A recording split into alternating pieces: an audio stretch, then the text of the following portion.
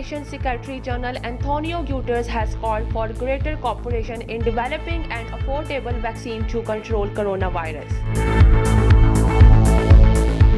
The number of coronavirus cases across the world has crossed 30 million. China wants India to disengage on the ground from any misadventures. UN envoy arrives in Gaza for negotiation with Hamas.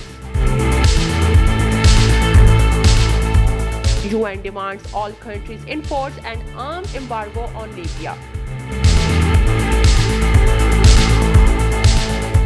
In the United States, tropical storm Sally has left more than 500,000 people without power as its torrential rains lashed Florida and Alabama states.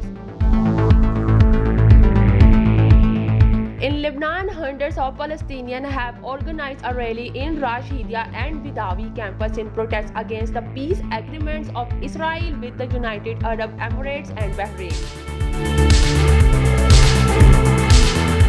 Forgive and forget victims plead for Afghan peace.